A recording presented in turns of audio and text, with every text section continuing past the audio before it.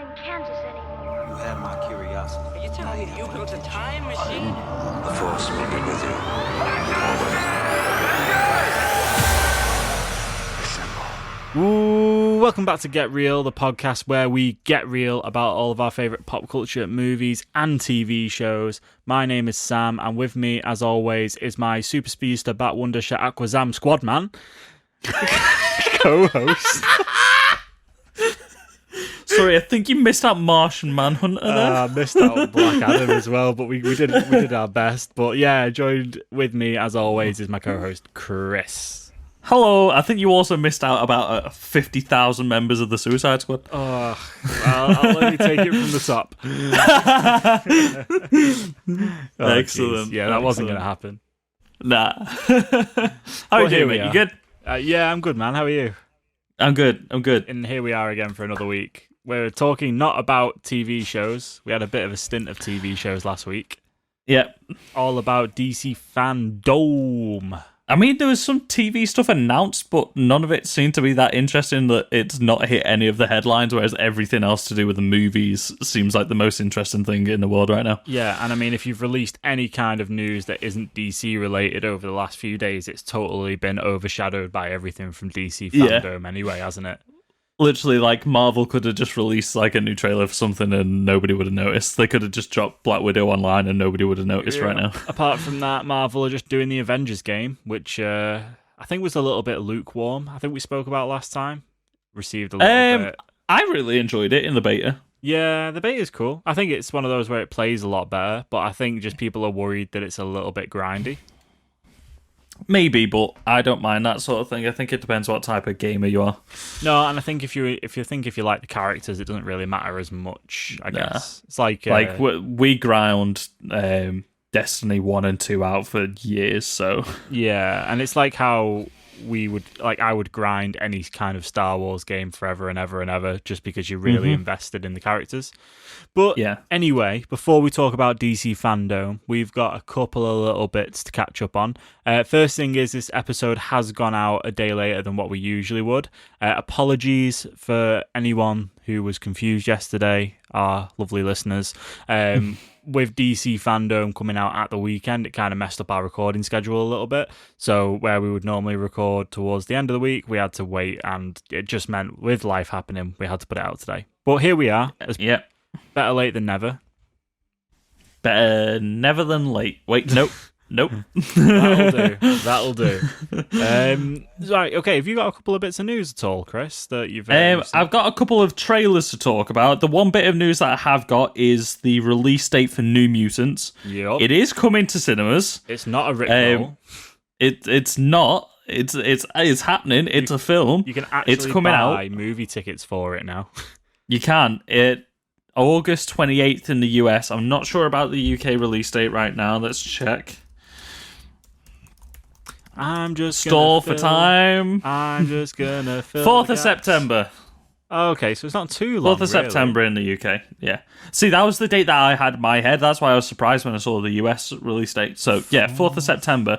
I think it's only going to have a short run in maybe, and then it might drop onto Disney Plus. Oh, Chris, we can't go watch it on the 4th of September. No, we're busy. We're busy. Oh dear. Busy. Is this going to be our first trip back to the cinema since? Well, Tenet comes out in 2 days. Oh. We should probably go watch Tenet. We probably should. I've already started to make plans to go see Tenet, so if you're down for another IMAX trip, then... yeah. Yeah, absolutely. I'm really down. Have you seen some of the... Well, hang on, you have seen some of the reviews because you sent them in the chat, but... More for the listeners, what was your thoughts on the reviews for Tenet? Because I know we saw a couple that were a little bit, but I think overall it's been really well received. Yeah, there was one really, naff review. Not the review was naff, everyone's entitled to an opinion. But one review which gave it 2 stars in The Guardian. And then everything else seems to be giving it, I think it was sat at 4.8 out of 5 or 83% on Rotten Tomatoes, I think was the last time I checked. Yeah, there's a couple of places that have been like, it's good, but it's definitely not Christopher Nolan's best film. Yeah, which, I mean, it's gonna be hard for anything to be his best film at this point. Yeah. Like, all his films are smashes, and the fact that they're saying it's great, but it's not his best work is like saying, yeah, it's fucking, it's the best out of it's the worst out of a pile of gold type thing, is what they're saying at that point. Yeah, I mean, just to list a few, Rotten Tomatoes, it's on 82%, Empire gave it a 4 out of 5, and then IMDb gave it an 8.5 out of 10. And an 8.5 out of 10 is pretty respectable. Funnily enough, The Guardian has gave it 2 reviews, one 3 days ago and one day ago. It gave it 2 stars originally, and then it gave it 3 stars. So, see, like, I read that one from The Guardian, and it seemed like whoever wrote it has a major hard-on for Inception, which is fine. But, like, then they went into it being like, well, they came out of it saying it's just exposition for 2 hours. And I don't like that. Like, if it's going to do exposition for 2 hours, do it the way that Inception did it. And I'm like, it's a completely different film from Inception. Yeah. I think they just went in there expecting Inception because it's like the closest related one that he's done, isn't it? Is Inception. Yeah, I mean, if you're going to send someone to review a film, the question is do you send the guy who's, oh, he really liked Inception, he really, really liked it, so he should probably go and do Tenet? That's probably not the right thing to do, to be fair. You should probably just send someone who generally likes films and isn't kind of got a bias to, like, they think Tenet is the best film ever, because you go in and you're constantly comparing it to that rather than just rating it as a film, I guess. Yeah, literally, like, everything that it said, it just related back to Inception. I'm like, that's fine and all. It's 2 obviously very close, similar themed works from the same director, the same auteur, but you need to take every piece of media as it is at face value for its own merits. Like, you can't go into a Marvel film and start comparing it to, like, The Godfather or something like that. No. You know what I mean? Like, you need to separate yourself from other things. Yeah, of course. So maybe next week we talk about Tenet. There you go. Hopefully. Any more bits and bobs news-wise from you? I've got trailers. Have you got some news before I dive into a couple trailers? Yeah, I've got one thing. It's been clarified that the Obi-Wan Kenobi Disney Plus series is actually only going to be 1 season. It's going to be a limited series, so it's literally the 1 season is what we get, and that's it. Which maybe that's why we're getting so many rumours about such big names coming back for it, because it's just going to be a one and done. Like, they know this is their only chance to come back as those characters, maybe. Yeah, I mean, the thing is like, I mean, how much time are you going to cover? Like, I know obviously you've got all the time of Luke growing up, but I imagine he's not been up to too much in that time. He's probably just been too busy watching over him. Yeah. And there's only going to be so much drama that happens in Luke's life while he's on a moisture farm, I guess. Well, I don't think it'll be so much about Luke's life. It'll be Obi-Wan's life in the meantime, won't it? It'll probably have... oh, no, never mind. Oh. I was going to say maybe repercussions of his, like, romance and stuff like that from the Clone Wars era and stuff like that, maybe. Yeah, defo. I think, yeah, and I think it'll be a lot of flashbacks and stuff for him, maybe. I think all it really needs to have, I mean, you're not going to, I don't think you're going to get Maul, because you've got the arc that happens with Maul in Rebels anyway, so you don't need to put that on the in live action as well. But no, everything they seem to be doing at the moment leads up to something between Obi-Wan and Maul. Yeah. Like, we just had it at the end of Clone Wars as well. So I think it'd be cool to get a little bit of maybe Obi-Wan talking, bring Qui-Gon in, and then bring Hayden Christensen in, and just let's get a bit of Vader and Obi-Wan. Let's just get them meet just one more time on screen, because everyone wants a bit of Vader. You saw what a bit of Vader, a bit of young Anakin as well. Yeah, Clone Wars Anakin. Defo.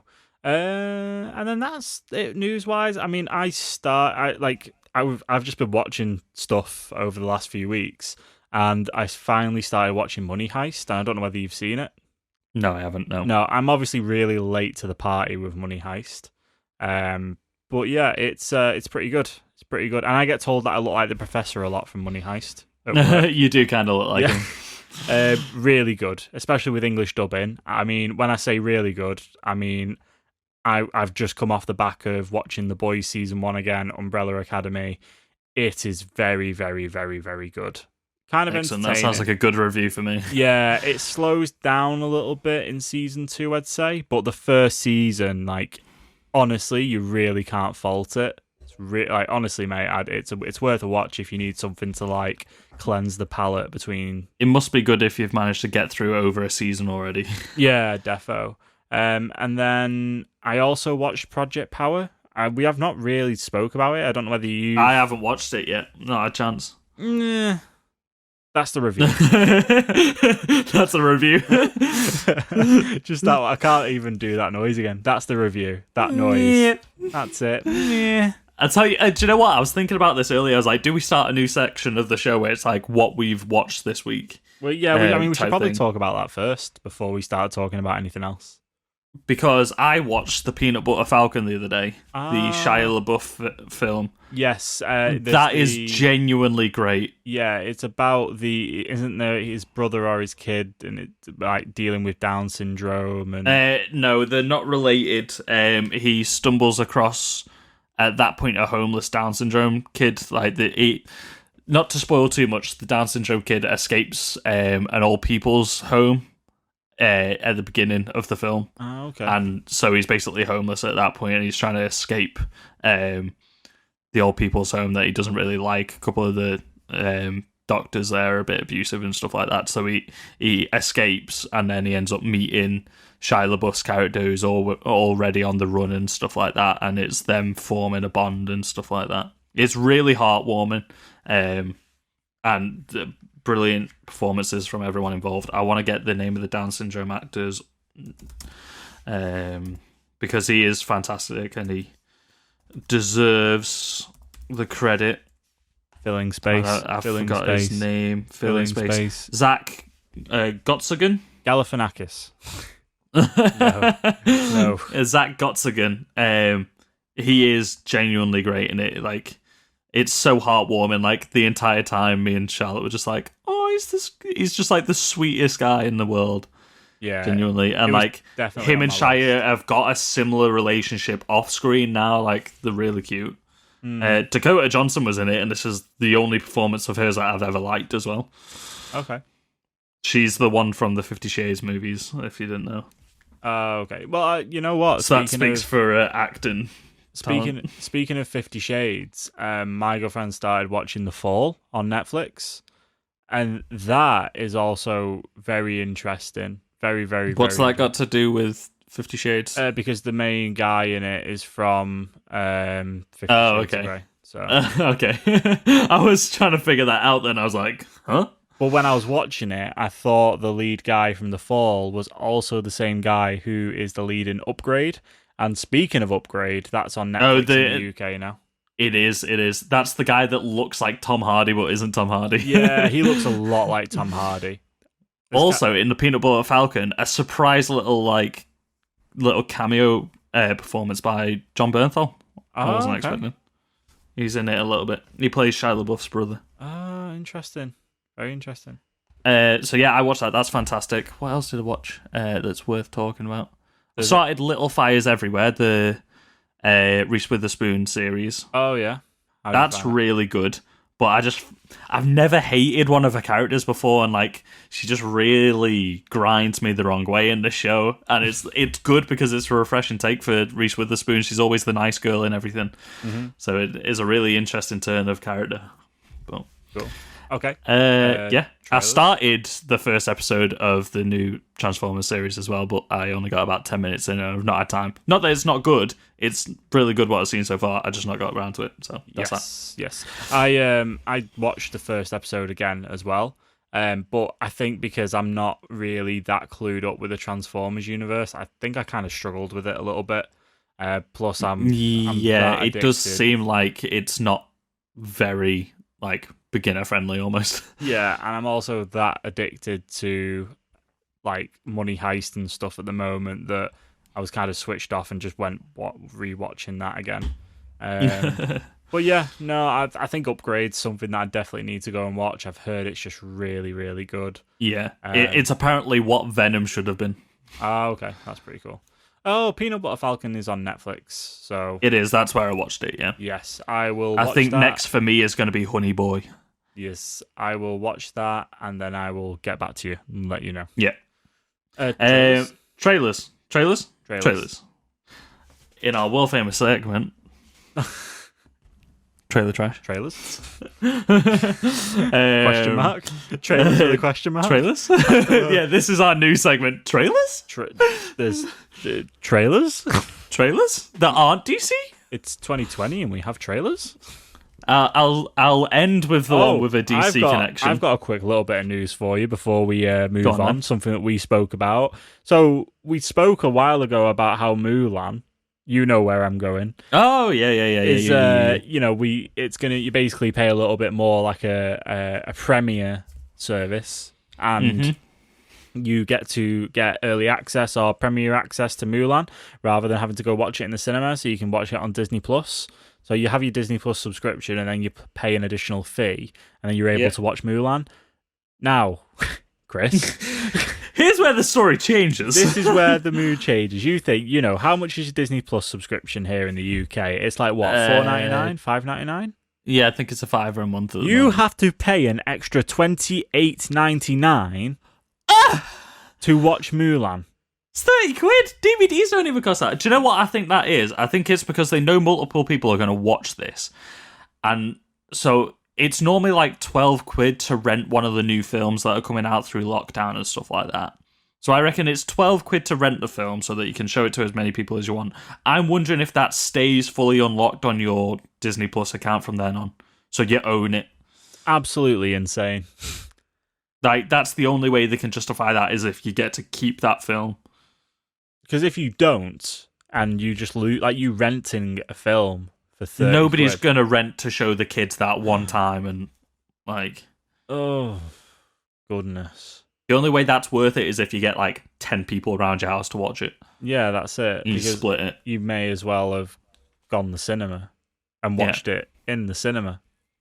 I think I might just wait to see it in the cinema. Yeah. It's going to be cheaper at this point for the two of us to just go to the cinema and see it. Yeah, I mean, I was thinking, like, when I saw this, I was thinking, well, it probably makes sense for, like, us to maybe, meet up and watch it instead. But it's like, it's still like 15 quid each. It's like, well, that's the thing. We're only going to pay like a tenner each to the cinema, aren't we? Well, that's it. And it's not, and plus you get to watch it in the cinema rather than watching it at home on your TV or on your bloody iPhone or iPad or whatever. It's other devices are available, but it's I don't know. Microsoft Surface. I know when we were talking about this, we were saying, yeah, I probably would, but I think my expectation for that price is a lot lower, and I think this is because that Disney have to make so much back off this film for it to be a success, especially considering they've already spent the money on marketing it before COVID hit.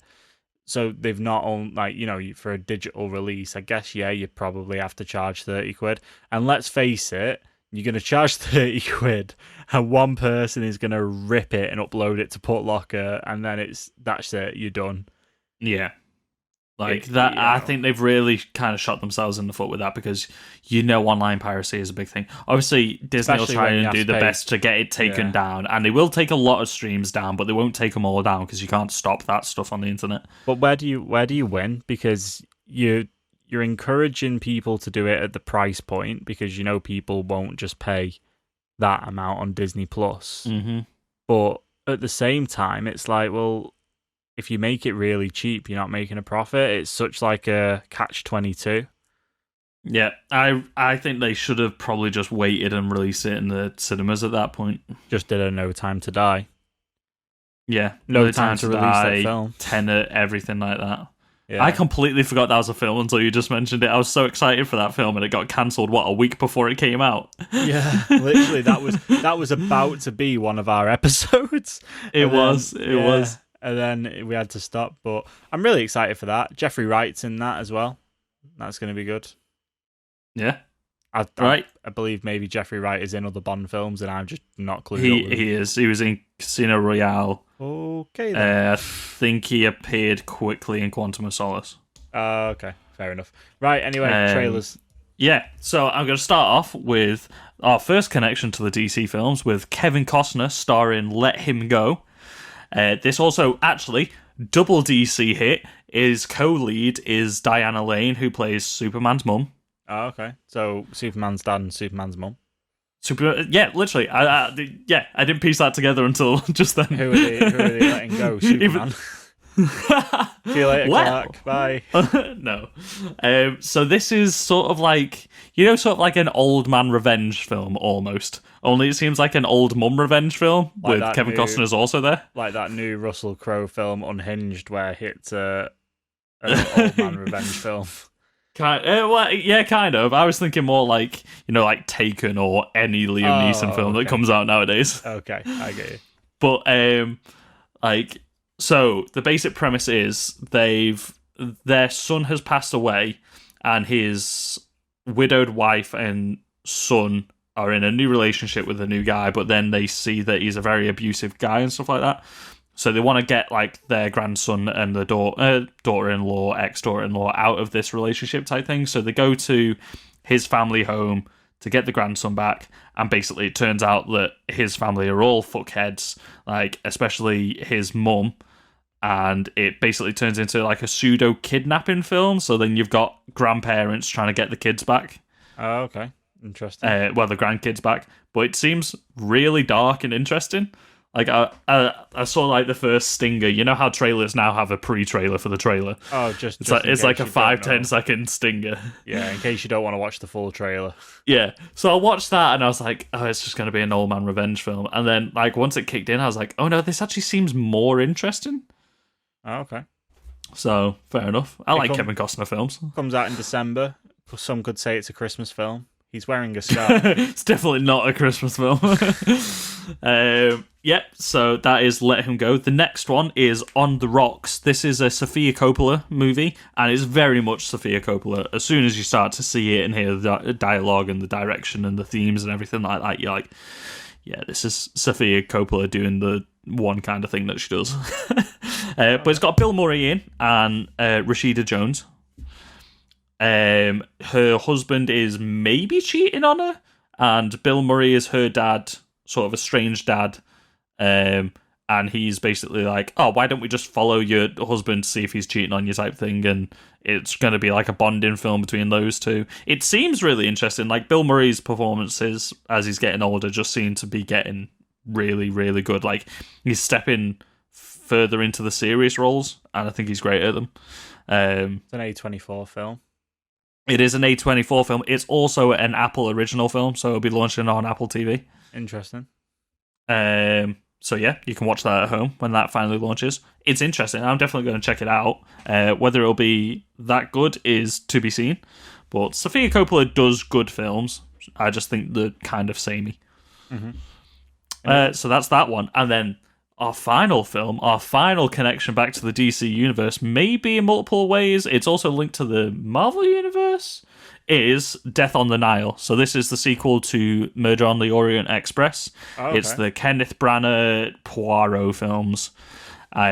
He's been as Poirot as ever. He's got the mustache. He's got the funny accent. But this stars Gal Gadot in the lead, or co-lead. This cast, let me get this cast list up because it is kind of mental. Oh yeah, you've got Kenneth Branagh, you've got Armie Hammer. Exactly, Armie Hammer. That's why I was like, potentially double DC, because is he going to be Green Lantern? Letitia Wright, Letitia Wright, yeah. Russell Brand is in it. From, none of the films. Forgetting Sarah Marshall, he's in. It's Russell Brand. You know Russell Brand. Yeah. It's got Annette Bening in, Rose Leslie from Game of Thrones. You know nothing, Jon Snow. Oh yeah. The Ginger McGee. And then you got French and Saunders. You got Jennifer Saunders and Joel French in there as well. Which, that's just going to be funny, just seeing those two bouncing off each other. Yeah. This looks fun. Looks good. I haven't watched Murder on the Orient Express yet. Nope. Apparently it was okay, but nothing more than okay. Yeah. But I said to you, because I literally just got off finished the trailer as I called you, and I was like, this film seems way sexier than it needs to be. It's a Poirot film, but it's just like Gal Gadot and Armie Hammer are just dry humping in every fucking scene, and he's clearly with Emma Mackey's Jacqueline character at the beginning. I mean, he's also directing this film, so it's a Kenneth Branagh film starring Kenneth Branagh. Yeah, he does that a lot. He directed Thor, the first Thor. That's where the other Marvel connection was. You got Letitia Wright and you got Kenneth Branagh. It's all linked. It's all connected. That's it. It's all connected. Yeah, this is way too sexy than it needs to be, but that cast is fantastic. Yeah, sounds really good. Looks really good. I've not seen the trailer, but I trust your words. It seems all right. It seems better than Murder on the Orient Express was. Which version? I felt like my stemmer from being a kid started to come out there. Murder. Which version? 1974, 2001, 2017? For Murder on the Orient Express, I'm talking about the 2017 version. Personally thought the 1974 version was, Oh, well, I personally prefer the made-for-TV 2001 version, starring Dr. Octopus himself. Well... You went too silent then. I was like, has the call cut out? No, I'm right okay. Here. That is everything I've got to talk about with trailers for now, until we talk about a load more trailers, but themed trailers. So, the DC FanDome was a thing. Real quick. DC FanDome. Very good. This was better than fucking Comic-Con was. This is better than any other fucking online event has been this summer. Considering it was based on one universe of characters, it was incredibly well done. Yeah, definitely. Like, better than Comic-Con, like you said. Just awesome. I just really enjoyed it.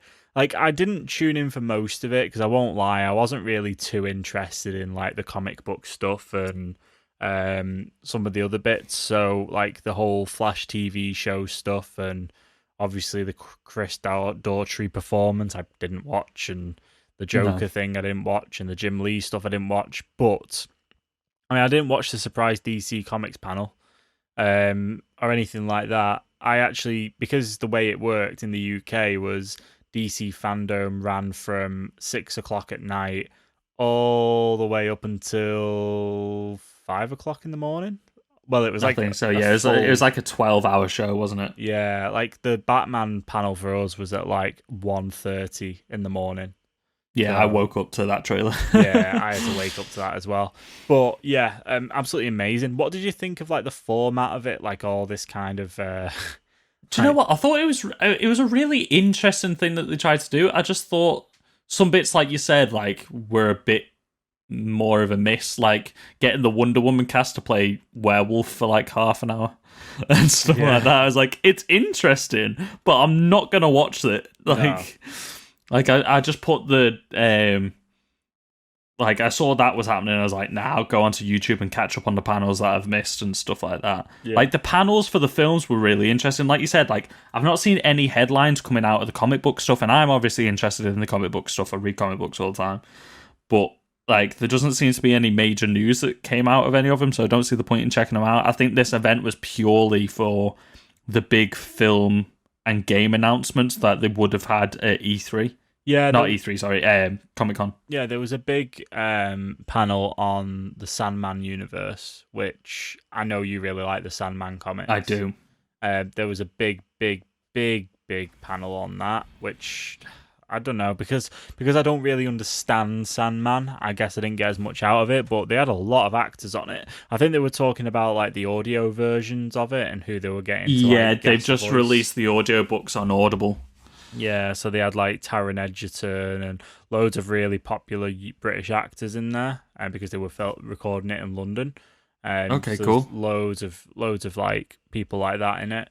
Which I didn't even realise that was a panel, so I'm going to have to check that one out, because like you said, I do like Sandman. The multiverse panel was quite interesting. It was like a multiverse 101, which basically explained why the upcoming films were going to be what they were. And it kind of explains, just for those people who don't understand it, who probably are really confused why there's going to be a new version of Batman and everything. Just to help basically explain that. And then it was followed up by the introducing Flash panel. So I want to start off with talking about this because we didn't get a huge look at it because there isn't a film yet, so to speak, but we know what it's going to be. So did you watch this full panel? I have, yeah. I've caught up on all the film ones now. Okay, cool. So what we found out from the Flash panel is that the Flash movie is definitely going to be a thing. It's definitely going to happen. Ezra Miller's not out. He's still the Flash. They're pretty confident in it as well. I really liked how just, they were so confident in like the screenplay and Ezra as Barry Allen and making sure they keep that. But the biggest thing we learned from this is, one, it's going to explain a lot about the multiverse in this film, and it's going to explain and justify all the things that are going on in the DC universe so far.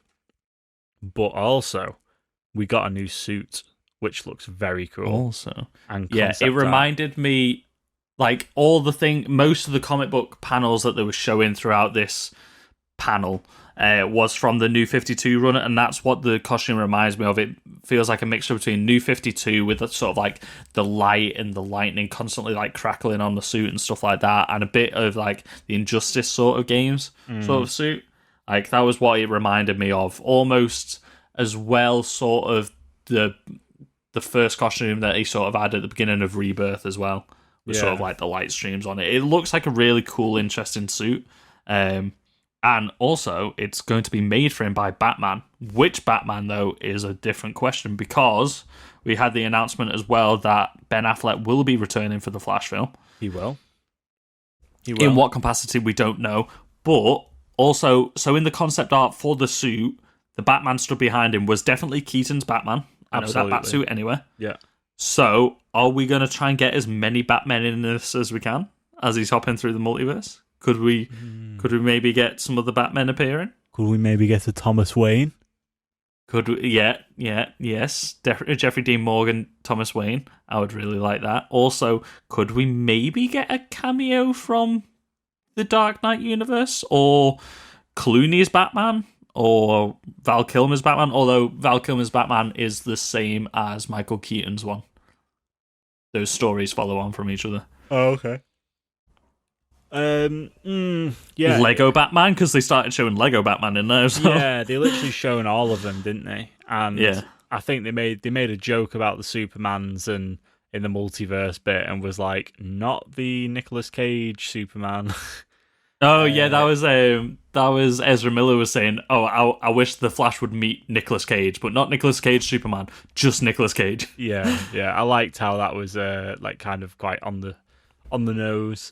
But yeah, I'm really excited. I think that like the confidence in this film, considering all the news that was coming out about it. Who was the director? Let's find out. Because, like you said, like they seemed super confident about it, and they seem to have a fully formed idea of what the script is in the head now. Director is Andreas Muschietti. Yeah, so what's I might be butchering that. What's he done before? He did It and It Chapter 2. Yes, they were the big things because he had loads of DC Easter eggs in there. Did Mama as well, so he does a lot of horror. Yeah, which is an interesting departure from horror films, isn't it? So you know what would be cool? Seeing Bill Skarsgård, like just seeing it now. Bill Skarsgård as one of like Professor Zoom or Reverse Flash or something like that. He's got that sort of frame that would be really interesting, and like underneath the mask and stuff. Yeah. Well, I didn't realize with the movie Flash that he doesn't get his name until he meets Barry Allen in that crossover for the Flash TV show. That's when he gets his name, because he's like the Flash. He's like, "What's the Flash?" And then it's like, "Oh, what's that?" Yeah, and I didn't realize that. Yeah, that was a cool little nod. I never noticed that. Like, I think he's the only one that's not mentioned by name. Although they don't call her Wonder Woman in Justice League either. They just call her Diana. Yeah. Aquaman gets called Aquaman, I think. I think so. I think it's whenever they have like, yeah, sure.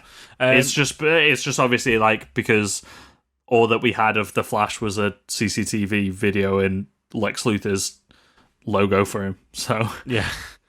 it was just called Barry twice, and then just you kid the rest of the time. They call them by their real names, which you definitely shouldn't do. It's like shouting top Batman. secret, like my secret identity. Barry. Just start shouting Barry in the middle of the street. Yeah, it's like shouting, instead of shouting Batman, shouting Bruce. It's like... Well, he does in front of the thing, doesn't he? In front of the jet. Yeah, he does actually, yeah.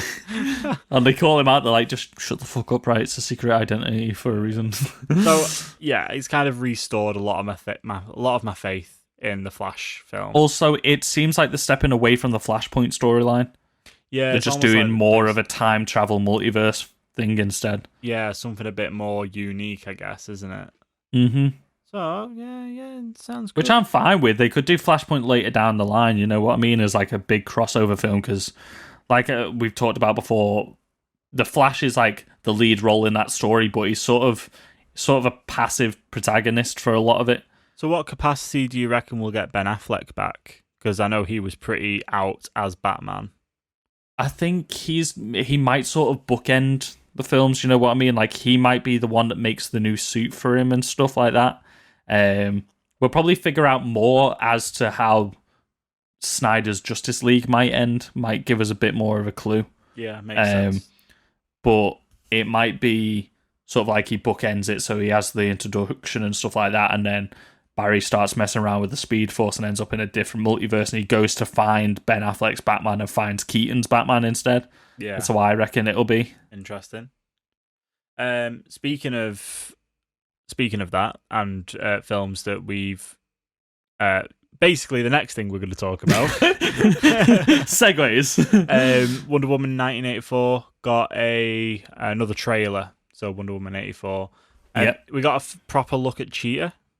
Yeah, the first full look of it, like, other than Funko Pops and stuff like that. What do you think? What do you think of the look? Pretty cool.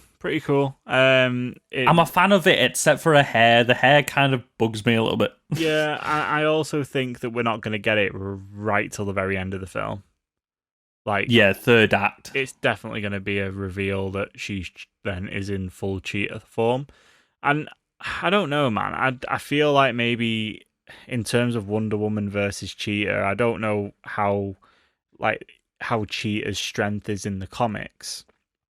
But like Wonder Woman versus Cheetah in a film, in a final act, it seems a little bit like unbalanced. I don't know. Well, they are pretty balanced normally in the comic books. Like Cheetah is pretty much her primary antagonist a lot of the time. And she has got heightened strength, and she has got, like, not super speed, but heightened agility and stuff like you see in the trailer. She is fast and she's leaping off things and everything like that. Yeah.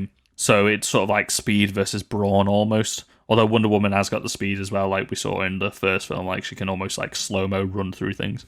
It does seem as well like the whole Maxwell Lord arc is definitely something to do with based off whatever power he has in that crystal or that. So this is what we found out a while ago, which I didn't want to say anything about, but it's been pretty much like all the clues are there. It's the Dream Stone is what it's called.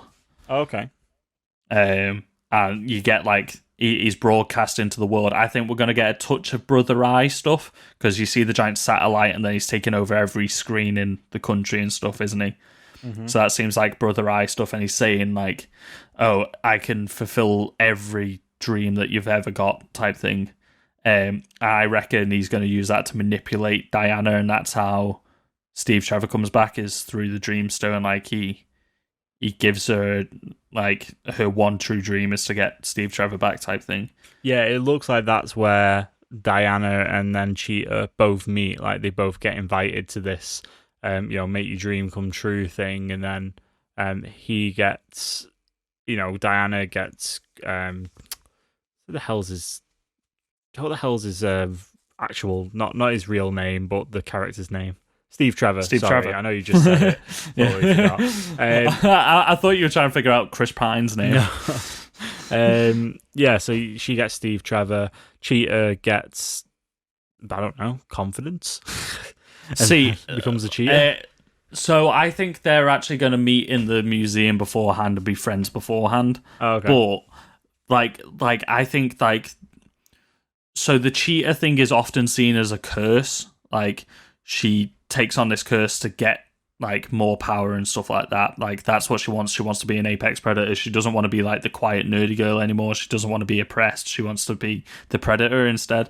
So like you see the scenes of her just like dressed in cheetah print clothing and she still looks human, but she's got all these heightened reflexes and stuff like that. I reckon because she's working with Maxwell Lord, she might get power hungry and she might keep asking him to use the stone to like give her more and more power, but it's at a cost. She ends up becoming the cheater instead of just like getting the powers of cheater almost. I reckon it's sort of like a risk meets reward type thing, and that's why Diana's like, what the fuck have you done to yourself? Yeah. We're probably going to chat about this a little bit later, but the whole Dreamstone thing feels like, and I've heard that it might be DC's tie-in for how they're going to introduce the big bad eventually, and maybe into the main arc, by having, because I believe like Dreamstones are quite similar to Infinity Stones, where there's quite a few of them. There's not just one Dreamstone. I don't know that much about the Dreamstones. And then there is a protagonist that uses the Dreamstone. Protagonist or antagonist? Sorry, an antagonist. Antagonist. Are you reading this all off Google now? No, I'm very tired, so I keep saying the wrong thing. No. So I was listening to the Weekly Planet podcast today, and Nick Mason from the Weekly Planet was talking about how there is an antagonist that uses the Dreamstones, but only lets the person use the Dreamstone if they allow it, and they get to control how vivid that is. If I can find out who it is that... The only one that I'm finding at the moment is from the Sandman comic books.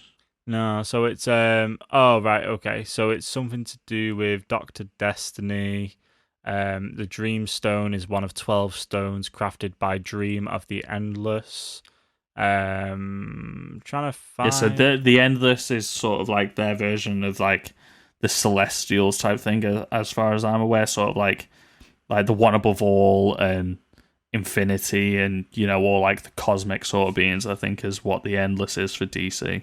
Yeah, so I have a feeling that could be something that gets tied in a little bit greater, but maybe. I mean, you know, what better way of widening a franchise and using stones that everyone has to go and collect?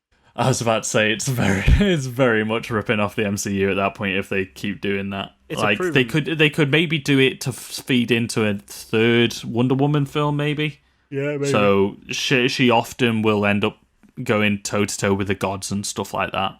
Obviously, she is part god.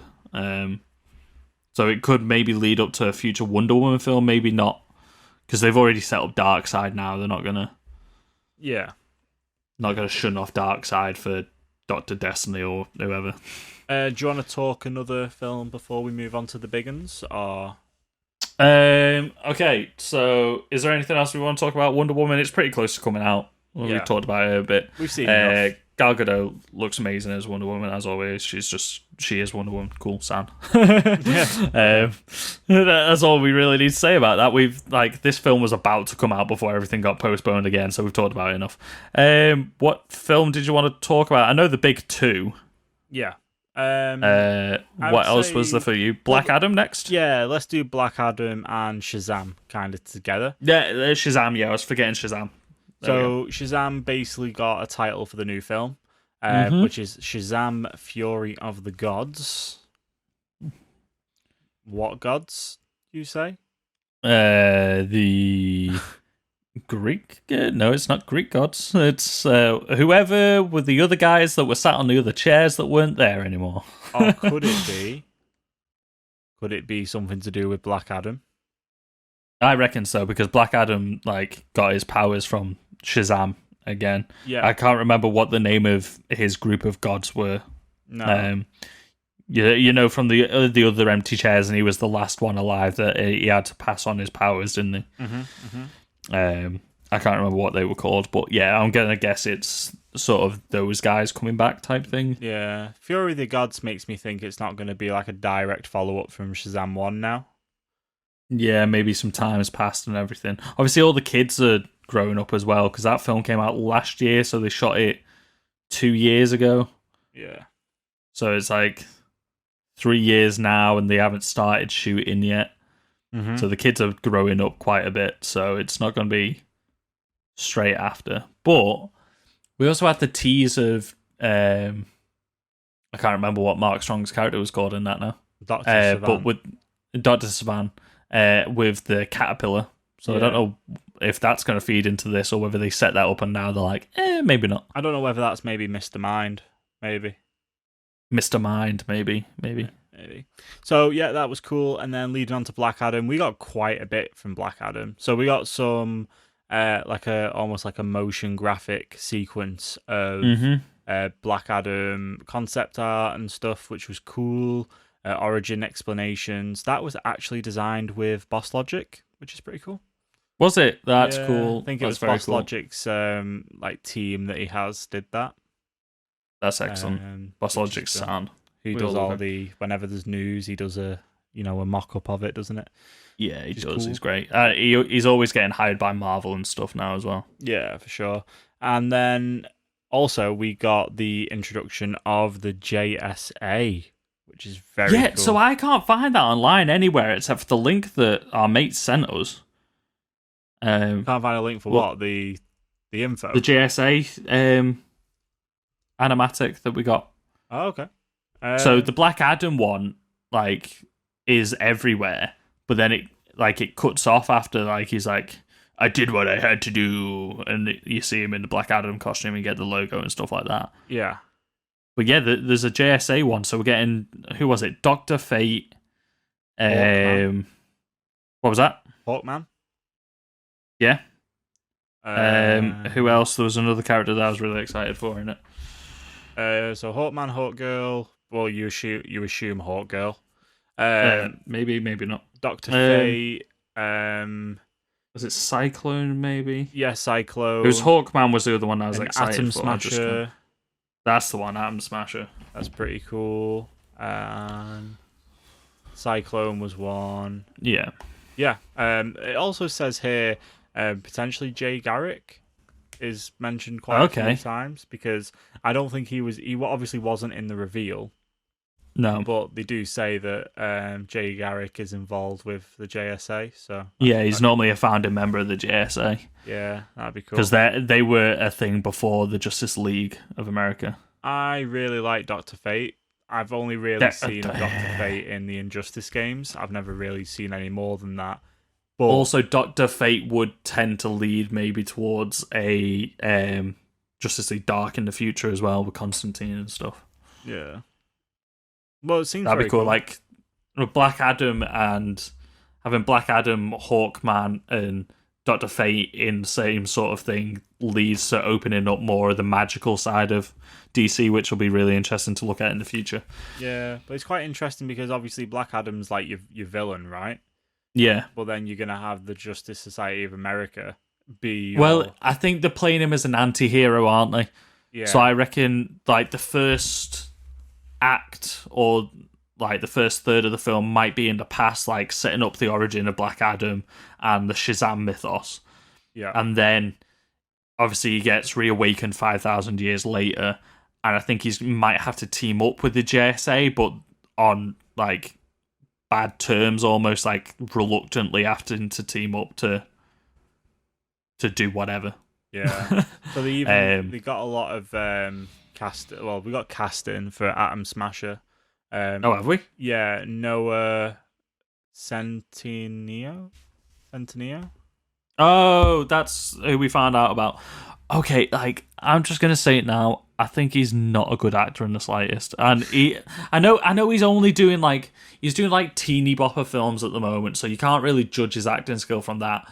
But he always just plays the same character, and the most acting he does is just pulling a weird face every now and again, like he's trying to play like it's basically the new version of the Manic Pixie Dream Girl when we were younger. It's the same but for boys now. He was in I think he was in like To All the Boys I've Loved, the one where she sends out the letters to all the boys that she had a crush on. Yeah. And like he's just doing loads of other like teeny bopper films.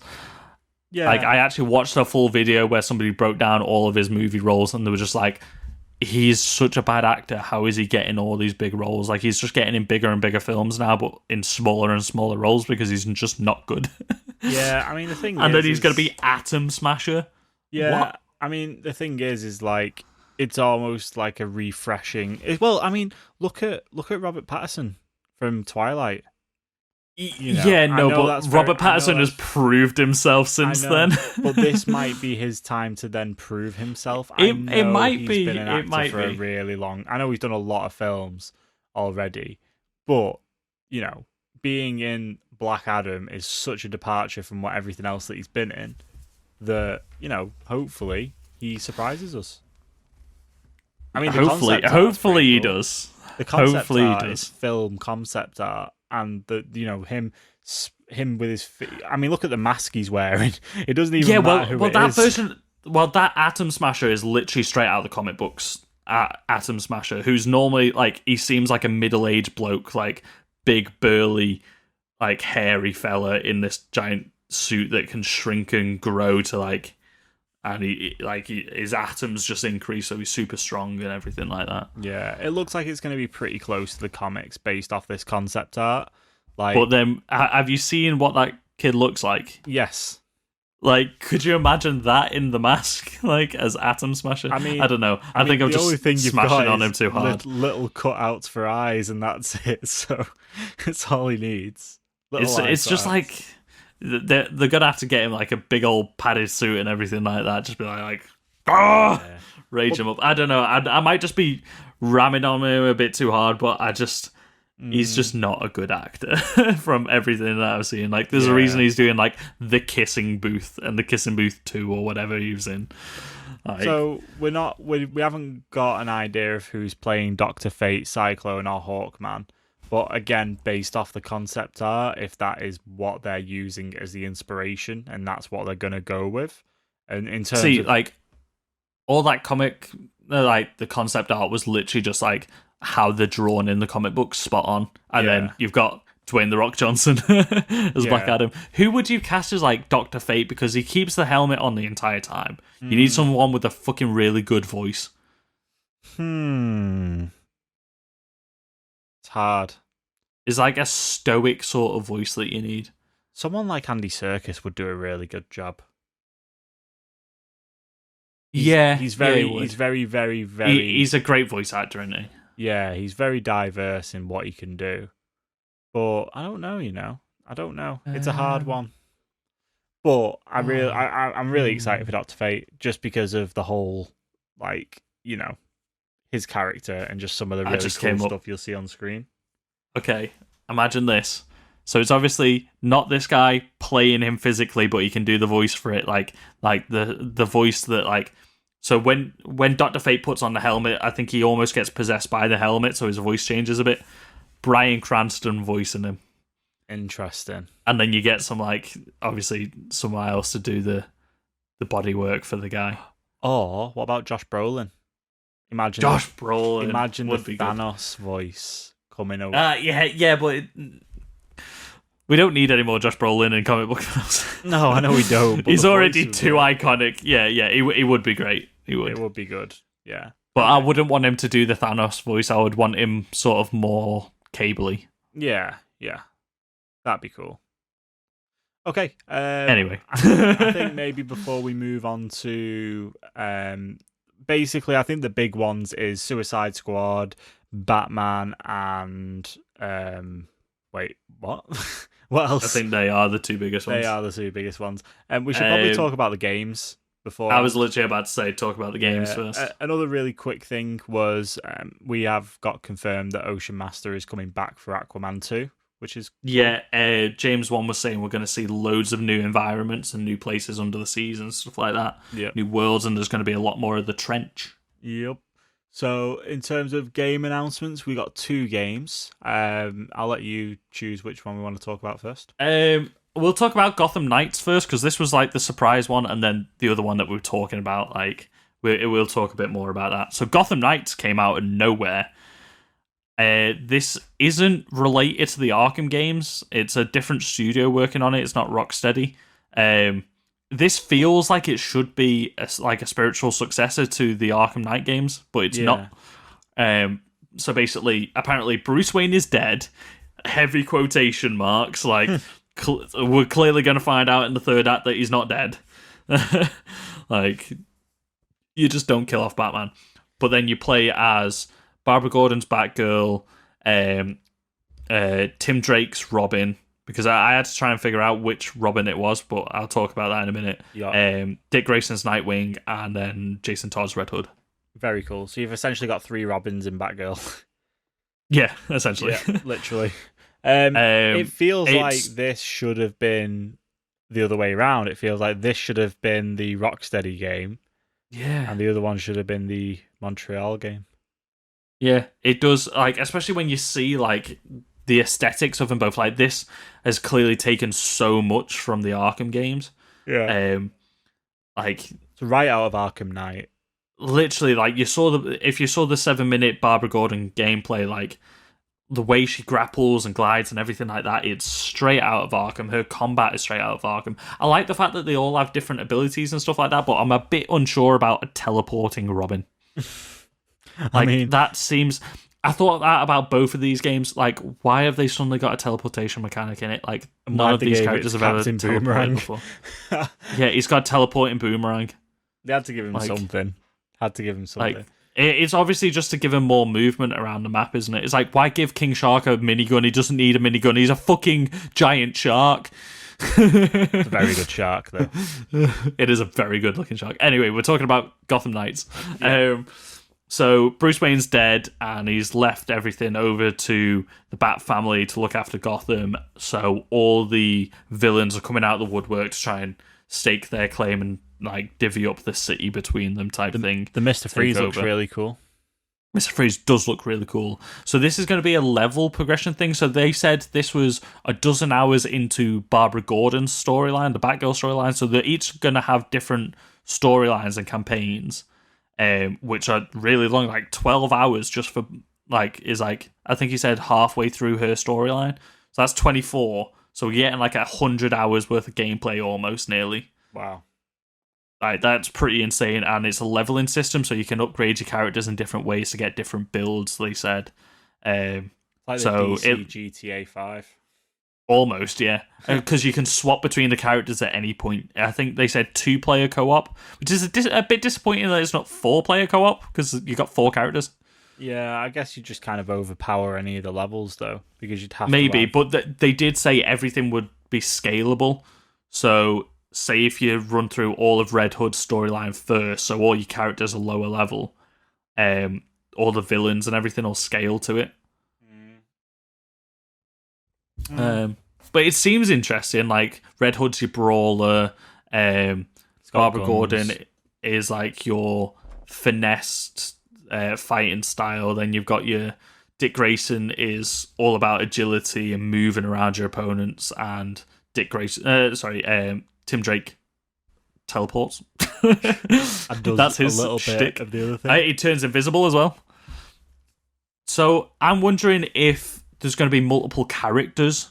Multiple costumes for your characters as well. So the version of Barbara Gordon that we get is mostly based off the Babs Tarr Rebirth reimagining of where she's got like the yellow boots and the purple costume and everything like that. Really cool costume. Dick Grayson is in his standard black and blue uniform, but then the Robin that we saw originally, it's like Tim Drake's Robin, but then in the gameplay he's wearing his Red Robin costume. Ah, okay, so it switches. So I'm wondering if that's either a story beat where he becomes Red Robin, or you can choose what costume you get, maybe. That would be quite interesting. Either option would be good. Because then you could get like the multiple different versions of Batgirl, so you could get like the black costume, like the more iconic look, or maybe like one of the film versions. Then Nightwing, you could get like his New 52 red logo, or his first Nightwing costume, which is like proper jazzy and 80s because it was back in the 80s, like bright blue and yellow.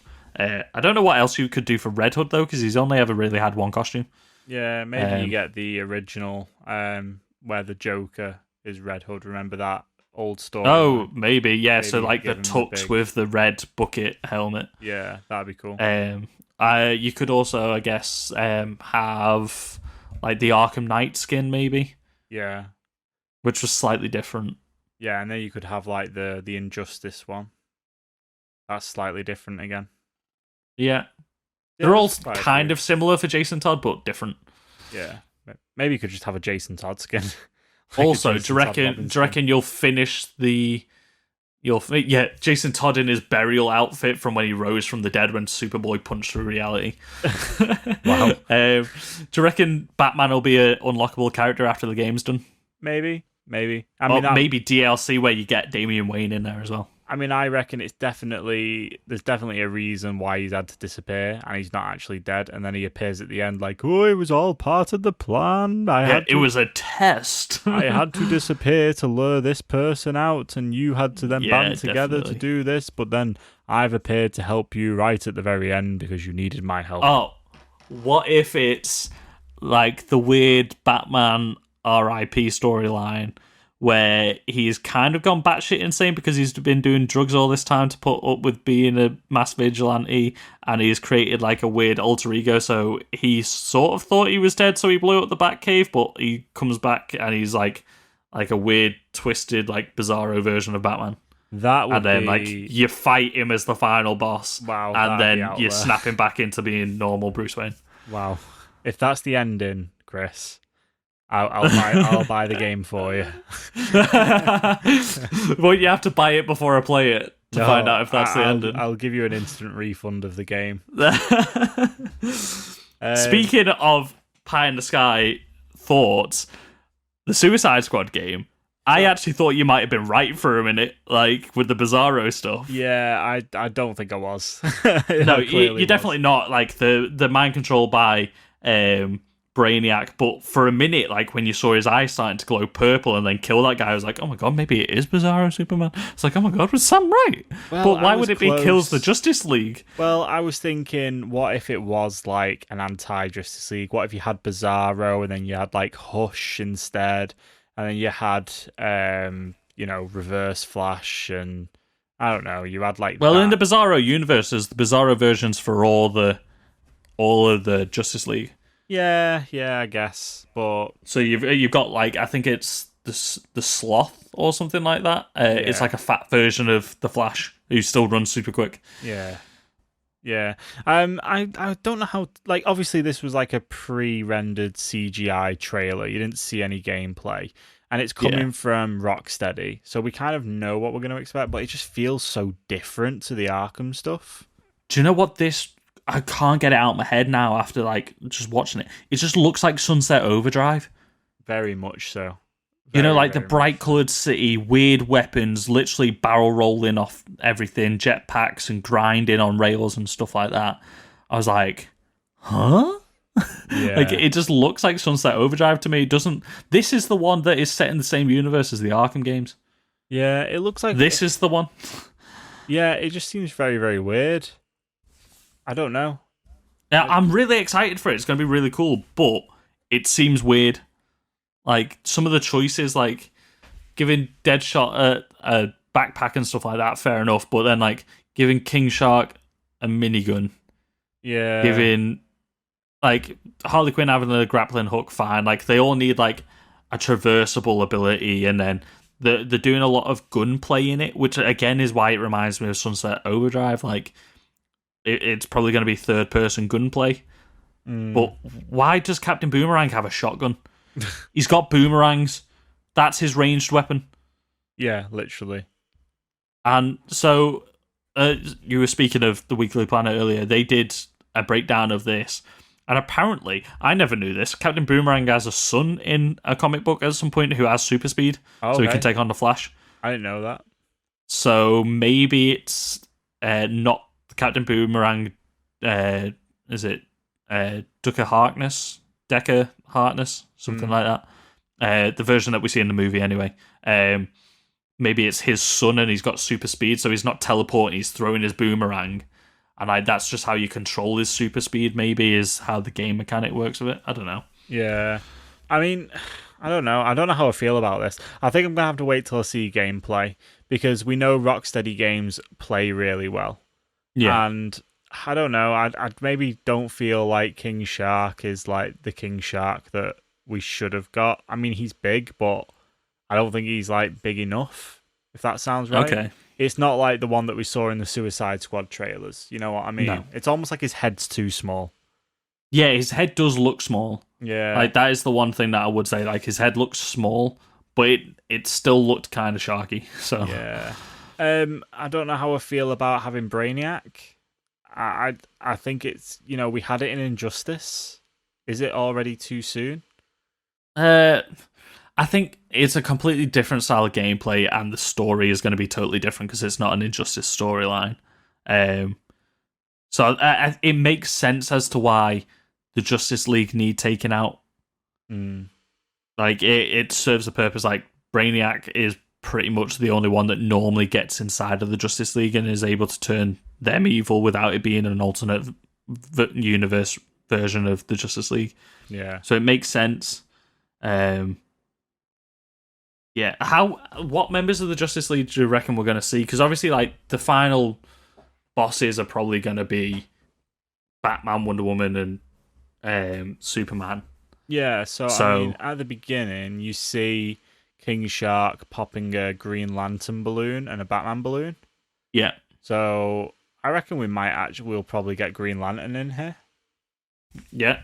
I'm imagining Flash as to why Captain Boomerang's got teleport as well, so he can keep up with the Flash. That's what I'm imagining. Yeah.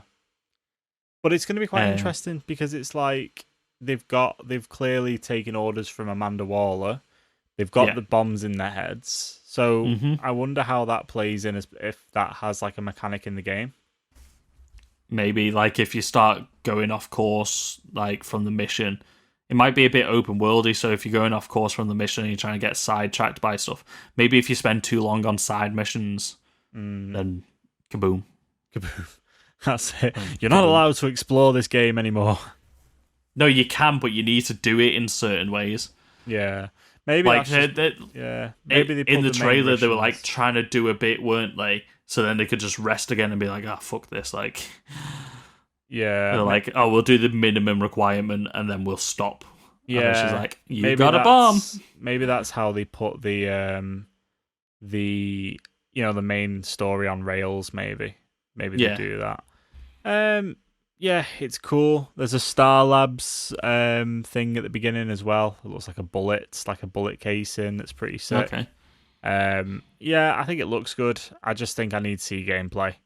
Yeah, definitely. But this isn't coming out until 2022, is it? So they got some time yet. They were just announcing it. But like you said, like, Rocksteady have always made good DC games, so like, I'm confident in it. It's just whether it's a playstyle that we're looking for. Yeah. But it's also going to be co-op as well, which we're all happy about. I imagine you might be able to swap between characters at any point. Yeah. To do the story. It's funny. It seems like it's going to be funny. Yeah, they've definitely got the characterization of the characters right. I think it's just the mechanics of them they've had to change to suit the gameplay. Yeah, like King Shark, where he like says, "The Superman, the mighty Superman." It's almost like, state the obvious kind of thing, but genuine shock. But yeah, I'm glad these games look good. But definitely. Yeah, defo. Looks better. Who do you think? Go on. I said it looks better than a lot of the stuff that came out of the Xbox Series X showcase. So yeah, the graphics on them both look better than Halo Infinite anyway. But a good point is that this comes out in 2022, which will be prime time for new consoles. Yeah, exactly. So the people will have worn their teeth on the new consoles and they can push it a bit harder and stuff. Mm-hmm. So yeah, who do you think is going to be like the first boss in the Suicide Squad game? Like, it needs to be like a proper like scrub level tier Justice League member. I mean, I don't want to sound like I'm being derogative or anything, but I think it might be Wonder Woman. See, no, I'm thinking like it would be like someone who's not on the team very often, but they're on the Justice League in this occasion. Like I'm thinking maybe like a Green Arrow or something like that. You know, someone who wouldn't be a threat to 4 members of the Suicide Squad at the same time. Maybe just someone who gets in the way, like interrupts them and becomes a headache. And it's like we need to deal with them first. They're just making like things so I'm much thinking harder. like. Because obviously the first boss is to like cut your teeth on the boss battles in this game, isn't it? So it's going to have to be a member of the Justice League who's not super strong or anything like that. Like, maybe it's a Robin. Maybe it's a Robin. Maybe it's a Robin. I just think like Green Lantern, like they would just fucking love taking out a Green Arrow dead quick. Yeah, yeah, for sure. And he is often on the JLA as well. Whereas the Robins don't tend to be on the JLA that much. No, but maybe, like I said, maybe it's a Batman thing. Maybe that's like, the hunting Batman down first, and then maybe Robin gets in the way, and that's like your first. That's your first boss battle, maybe. True. Maybe. Right, we'll see. When we said there was 2 big ones, there's actually 3 big ones, Chris. We've totally forgot about the Snyder Cut. Oh yeah. Let's talk, we've talked about it that much. Let's talk Suicide Squad. So we got a whole lot of stuff for the Suicide Squad. Should we get the cast list up? Yes, I've got it up. So we got first looks at everyone's costume for the film. We got a first look at everyone who everyone was playing as well, and a little bit of an insight to what the film's going to be about. I mean, first of all, it's going to have more explosions than any DC and any Marvel film. Yeah, he said the guy who's the stunt like special effects coordinator on set said that it's got more explosions than every Marvel film that he's done himself put together. Which is just crazy. I mean, the poster has an explosion on the front. The fact that it's practical as well. Yeah, it just says boom. That's it. So that's what we're getting. Right, so cast list. We have Idris Elba as Bloodsport. Yeah. We have David Mastmalchian.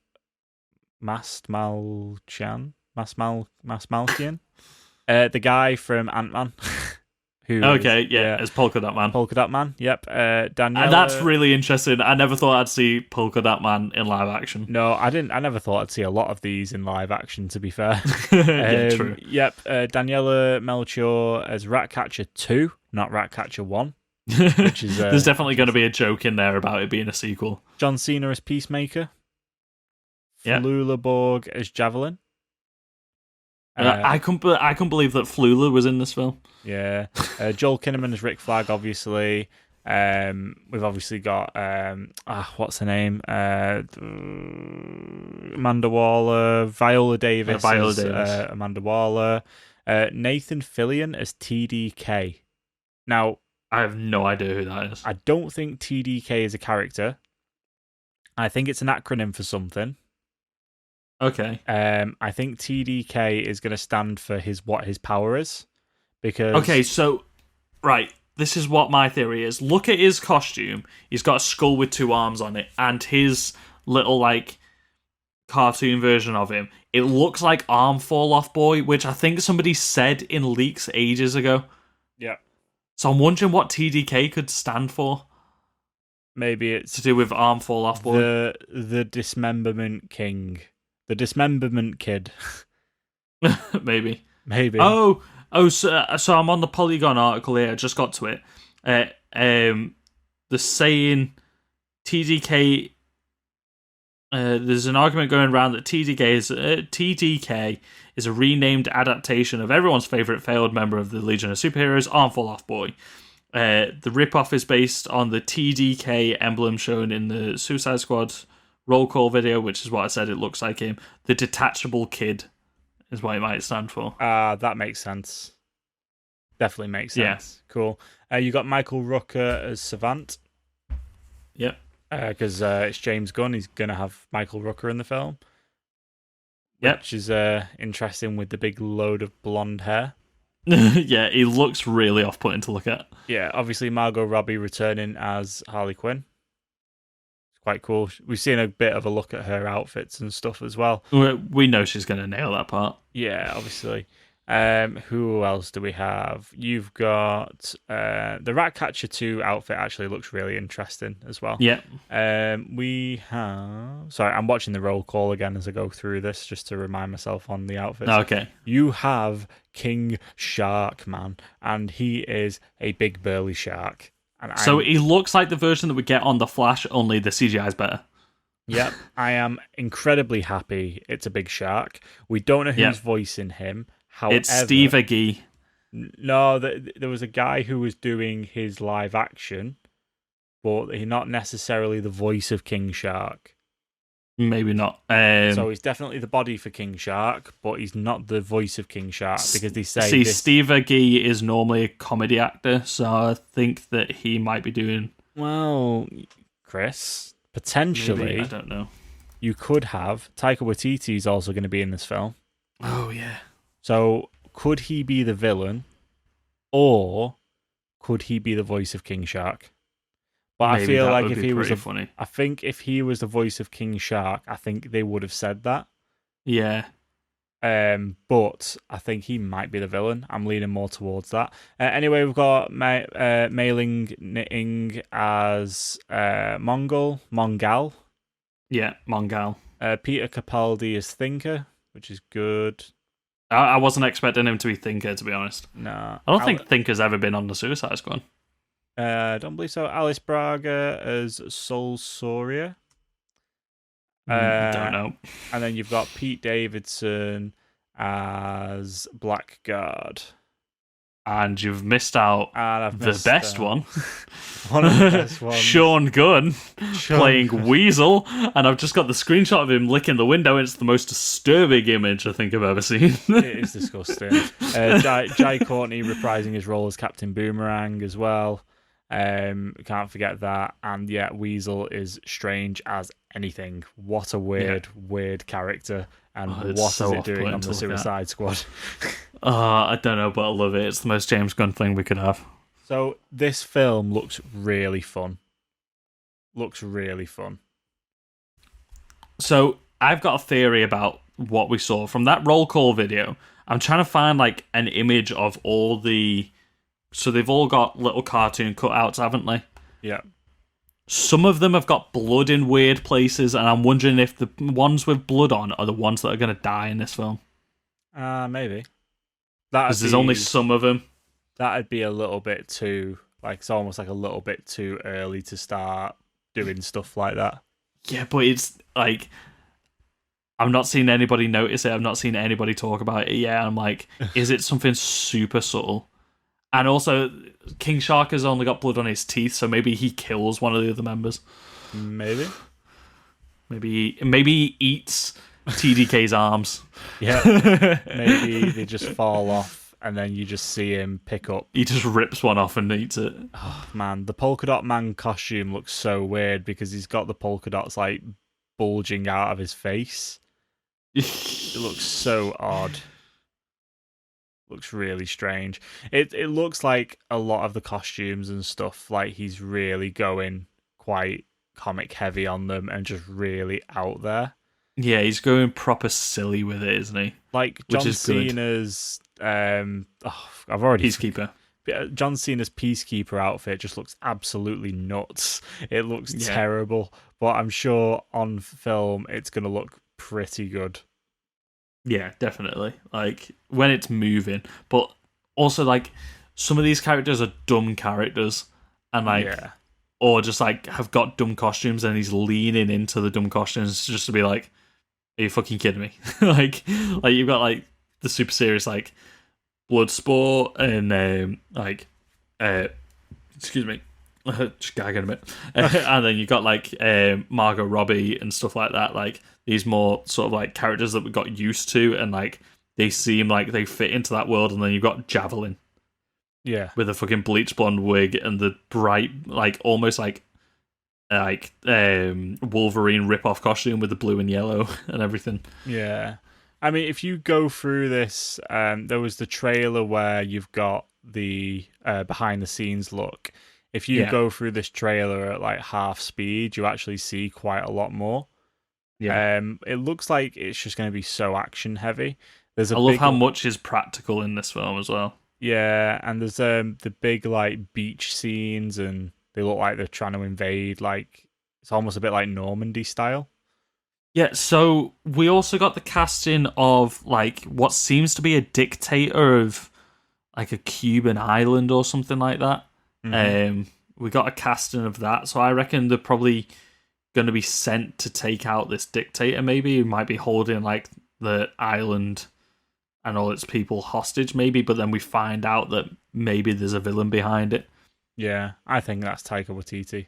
It's got to be. I reckon so. Now that you've said it, because we didn't get any news about Taika Waititi, but he was in that, like, at the end of the roll call, his name was still on it there. Yeah. So I reckon he's going to be, like, because we haven't had any sort of reveal about the villain. Like, they were hinting at this guy, like El Presidente was, like, not a good guy, but it's like, you're just not going to have, like, a dictator that nobody knows of from the comic books or anything like that. Like, you're not going to have him as like your big bad of this film. So there must be like a big bad villain that people are going to know of in this film. Yeah, who do you think your like main focuses are going to be? Who do you think your focus characters will be for this? Because obviously it's such a big cast.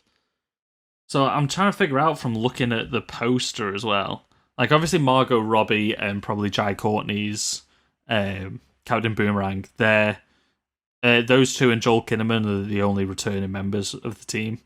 Mm-hmm. So they're probably going to be like your three mains, and then probably now Bloodsport because Idris Elba's a big actor. Maybe Peacekeeper. Yeah, I thought we had like a lot of Peacekeeper in the look that we got. Yeah, like they full on explained who his character was, didn't they, in the featurette? Yeah, but also I think they might do what they did in the Suicide Squad film first, rather than having to go through so much introduction with the how they do that quick little preamble to show off the characters and stuff. They might have something like that, and that might be a lot of the stuff that we see. I reckon they might do that on the mission though. So we've got the A-team sort of like go in, like which are some of the lower level ones. I reckon we still might get a lot of early deaths, and they might introduce them as they're dying,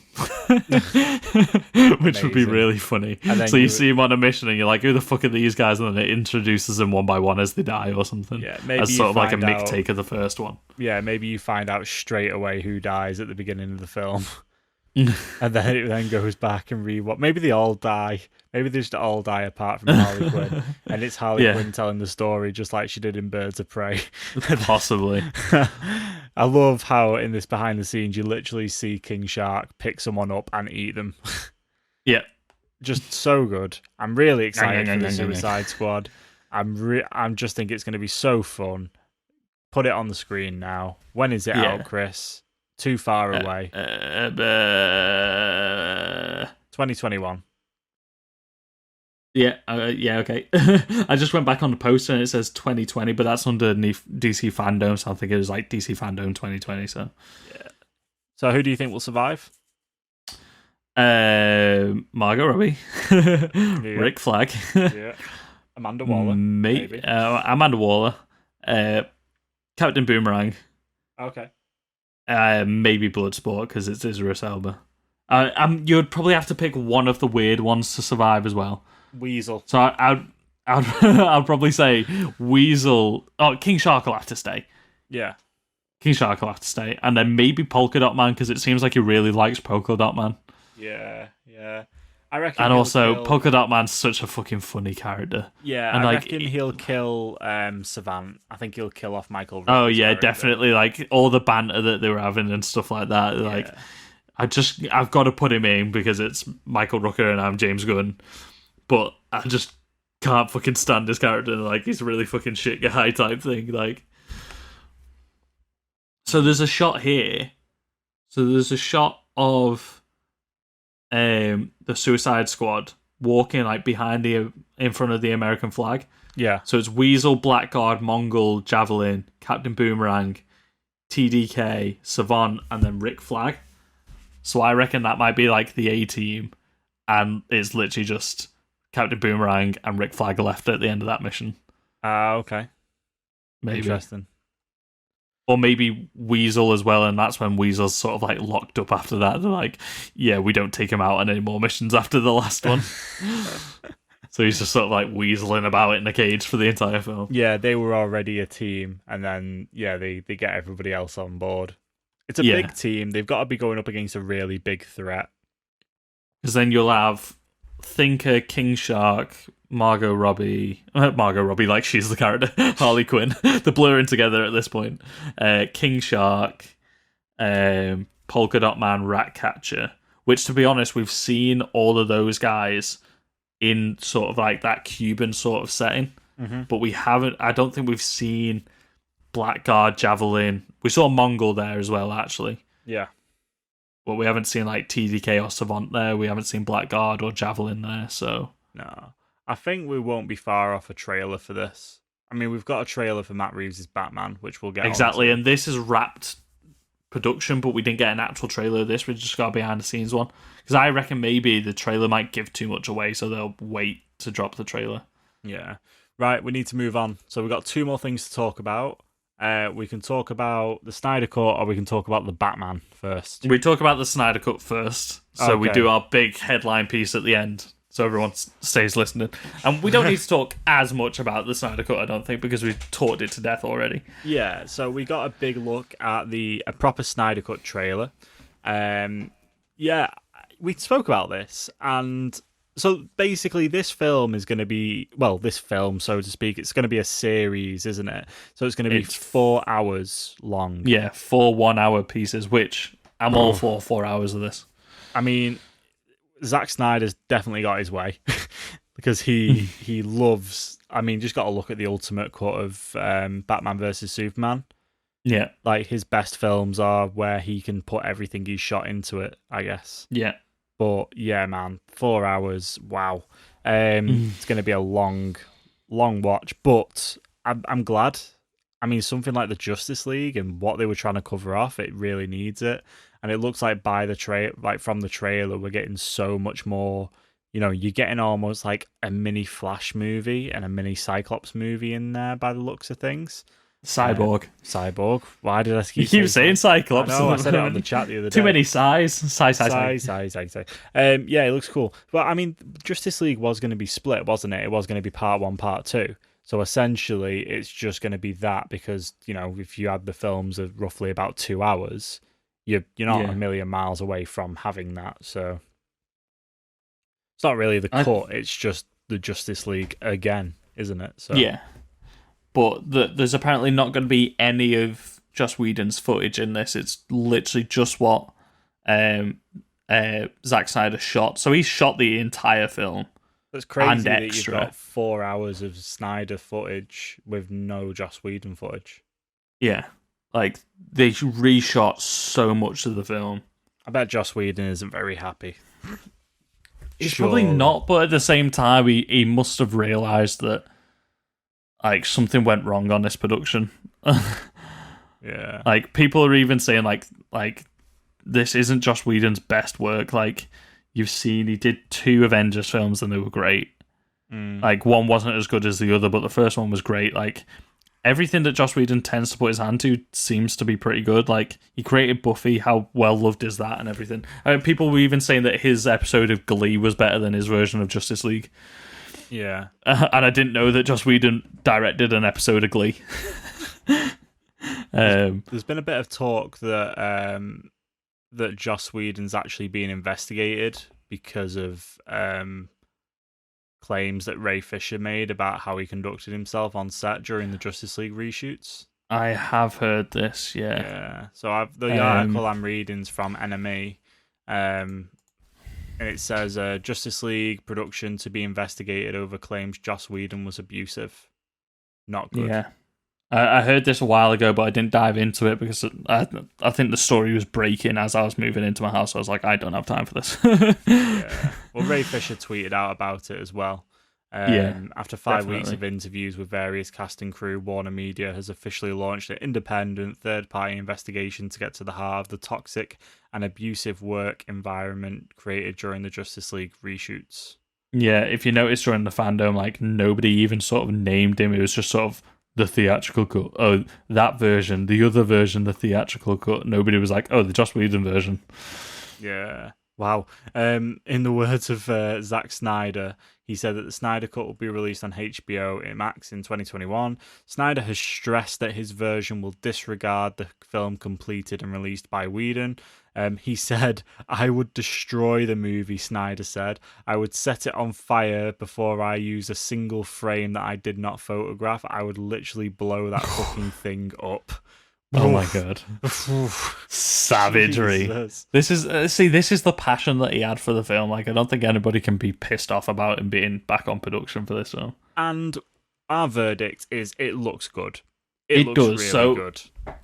We're seeing Black Suit Superman.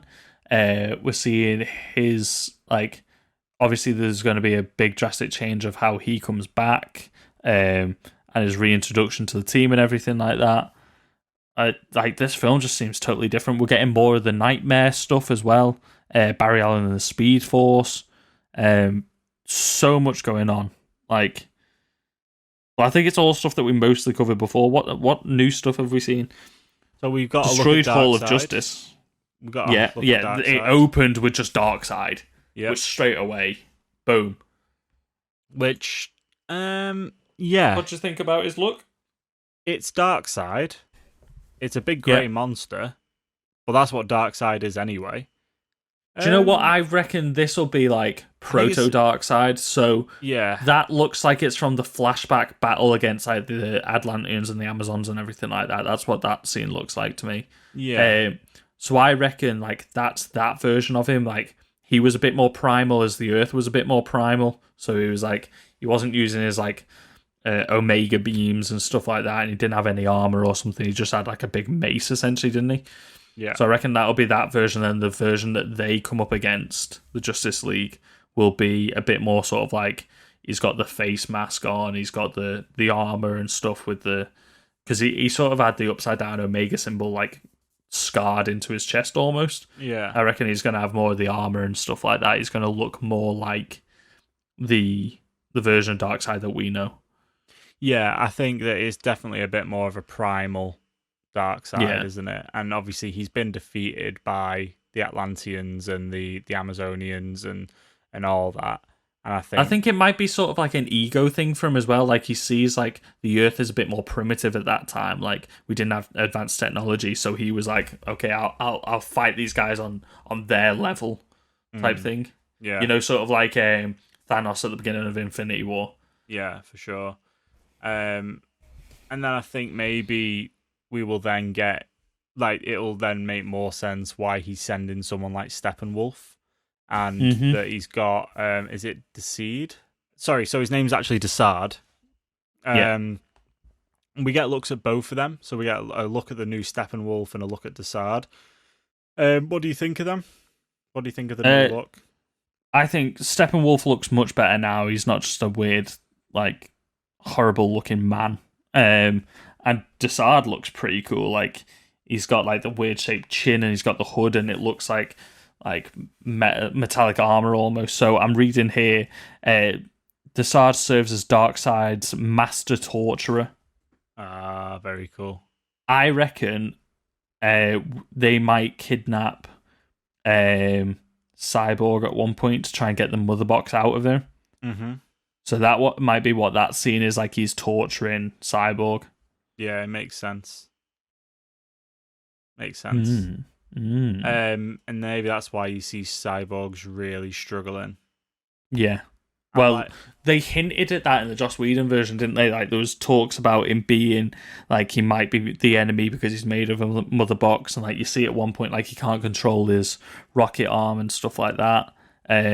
So it might delve into that a lot more, like, the struggle of Cyborg, because he just sort of whined about it in one scene to his dad, but he didn't seem to struggle any other time.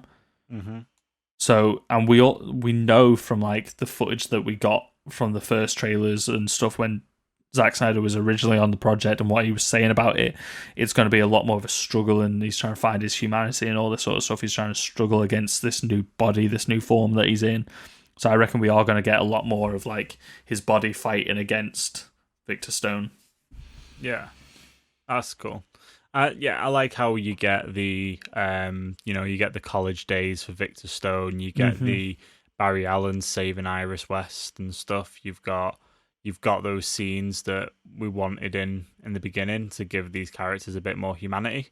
I'm hoping Barry seems more like Barry in this instead of like an erratic ADHD like version of Wally West, but with Barry Allen's backstory. Yeah, for sure.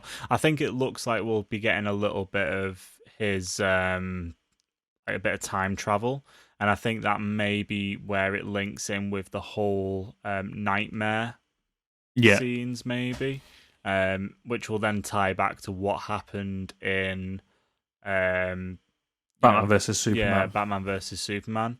So, but it's just definitely. It's just crazy, man, to think like all this stuff that we see of like Desaad and the look of Steppenwolf and all the stuff from like all the new footage that we've seen in this that was just left on the cutting room floor when we got the version of Justice League that we saw.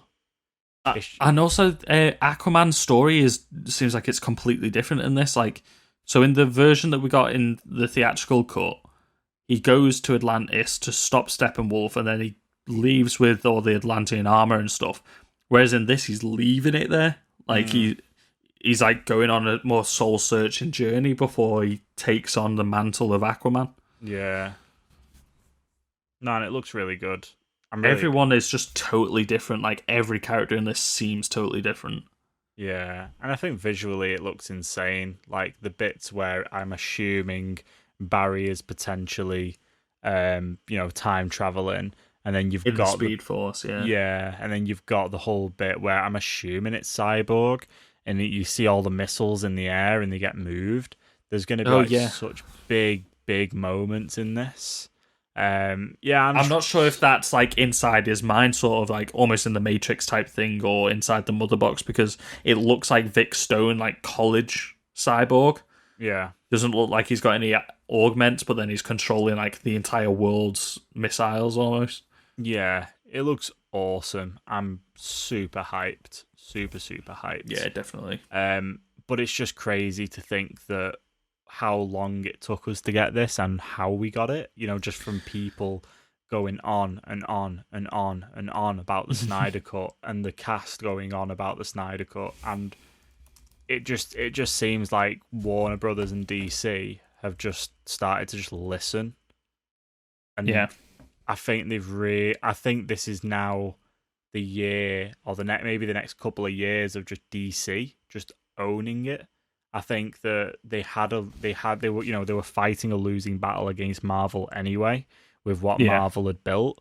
But now that kind of that arc has ended, and maybe Marvel have kind of got a rebuild, so to speak, now, and they've got to get back. They're starting with their new, they've got a fresh slate now, haven't they? Whereas DC have had the stumble, and now they're finding the footing, and they found it very well. I think just the fact that they course corrected from instantly trying to build a huge universe straight off the bat without like putting in the groundwork first. They tried to skip a step, and I think that's why they stumbled. That's a good analogy, that. They tried to skip a step, but now they've got like these smaller personal stories, and they're telling more interesting individual stories instead of rolling it all into one. Yeah, for sure. I mean, do you reckon, based on the reception of the Snyder Cut when it finally comes out, do you reckon they maybe bring him back for doing more future stuff? Possibly for another Justice League or a Superman. I don't think they would move him onto a different property. I think they would give him Man of Steel 2 or Justice League 2. Yeah, for sure. But super excited. Super excited. And then the final thing we need to talk about is the definitive The Batman. The Batman. Holy man. Oh. Considering they've only shot a quarter of this film, We had a 2.5-minute trailer. 2.5 minutes of just pure like a finished they have film. nailed the tone. They have nailed the characters. They've like, and also we also got the reveal that this is not going to be standalone as well. It's getting a prequel series for Gotham PD, like by Matt Reeves, and I can't remember the name of the writer that's going to be on it, but. So they are banking in on this hard. They have got faith in this project. And after seeing this trailer, I'm all for it. Like, I see why they've got so much faith in it. Yeah, it's almost like really fleshed out already, isn't it? Considering you're only looking at some of the shots from 25% of the film. It looks flawless. It does. It looks great. And that's a crazy thing to say for a trailer that is quite, it doesn't tell you too much, and also it's only 25% of the film. See, I think it tells you so much, but it doesn't spoil anything. It tells you everything that you need to know to go. Like, this could be the only trailer that this film drops, and people would know what they're getting in for when they go into the cinema. Absolutely. So, Robert Pattinson's Batman looks incredible. Looks really good. The suit looks great in the setting. And it looks great with him wearing it. Some of the shots, like the shots that we've seen of the Batsuit, apart from that test footage, were of the stunt double on the bike. Yeah. Where what we're seeing here is him wearing it, and it's obviously like he's a lot more slender, but he looks wicked. It just looks really good. The bit where he's punching that guy, man. Oh, jeez. Brutal. He doesn't even move. He just rips this guy apart, and then while he's down, just keeps going in. And I think that's... So this is the second year of Batman. Like, I think he's still finding his footing of how he wants to be as Batman. He's still figuring out, like, how far he wants to push himself, how much he wants to push what he's doing. I think this is sort of, like, almost mental games as well. Like, there's a whole gang of them in front of him, and he might not feel confident enough to take on what it could have been like 10 guys there at once. He might not have felt comfortable in doing that, so he put up like a display of like, this is what I can do to you guys, sort of, and that's why he went harder on that guy, was to be like, because the film in him as well, just to fucking scare the shit out of him almost. Because that's what he's trying to do. He's trying to build this reputation of fear and everything like that. He's trying to become vengeance, as he says. Yeah, it's nuts. And then you've got a little bit of the look at the villains, or some of the villains that we know we're getting in this. So you've got a look at the Riddler. Very, very quickly, we're assuming at the end, where he's taping up that guy. And at the beginning with the goggles and everything. The goggles, and it looks like he's got like a mask over his head. It looks almost a little bit like Baron Zemo-esque.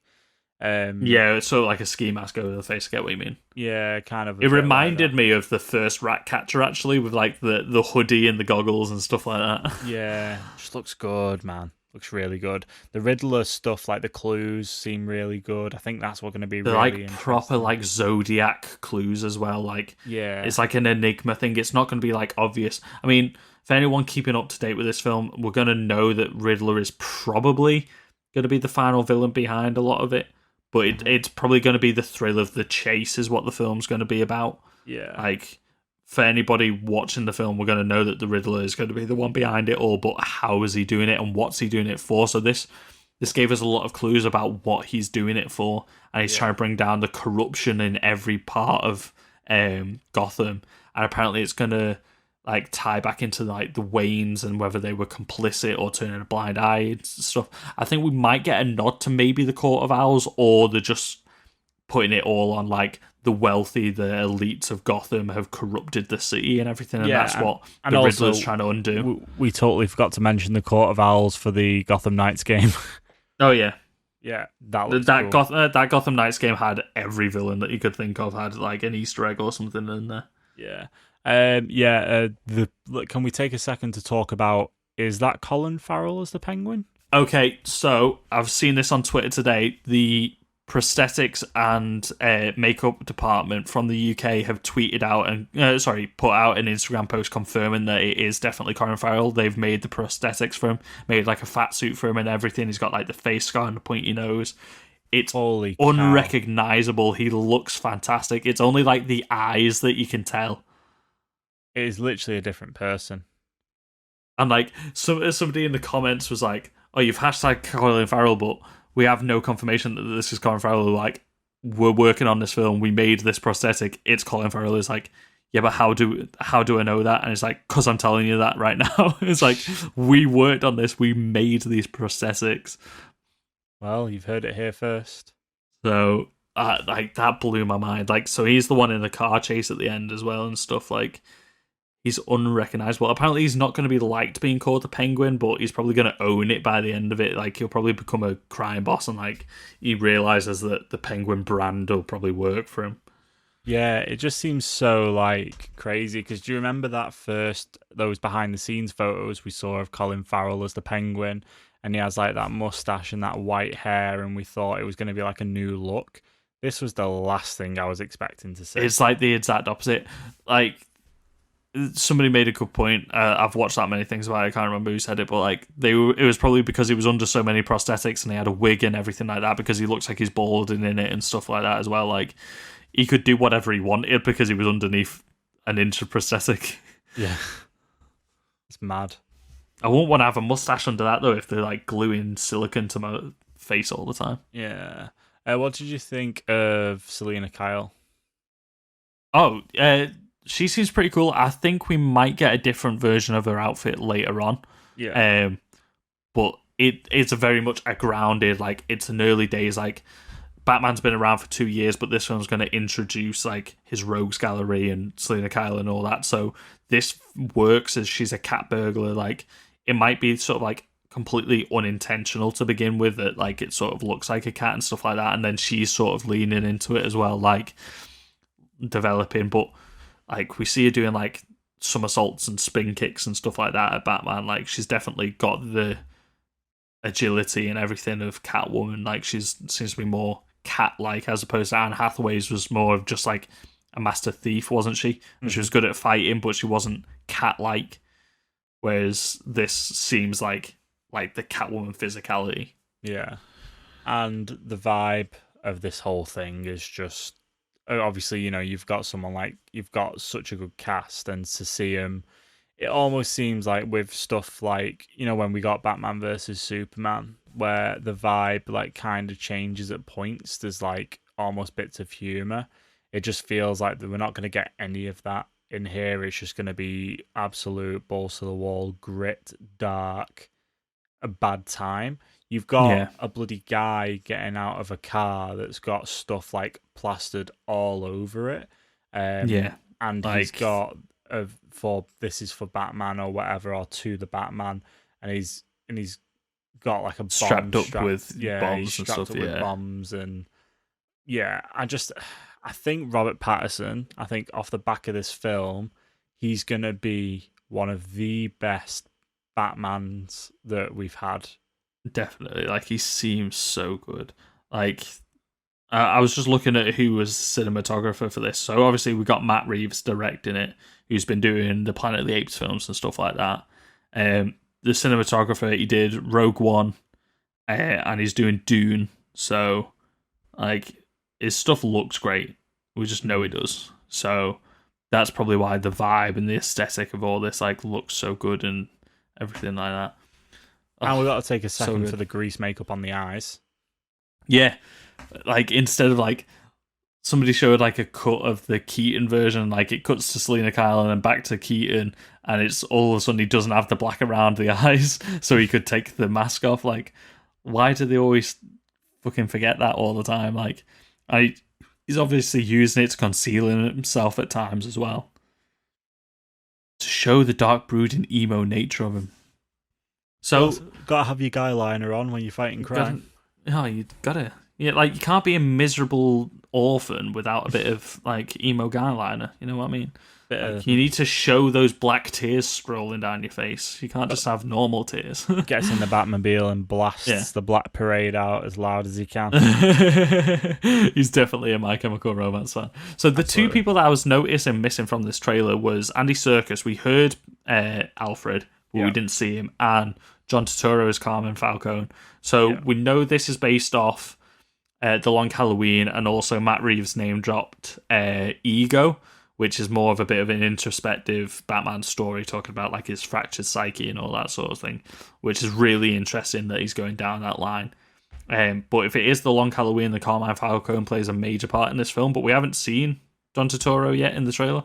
No, they might not have even shot much of his parts yet, though. This is the thing, we're Possibly. still missing 75% of the film. Yeah.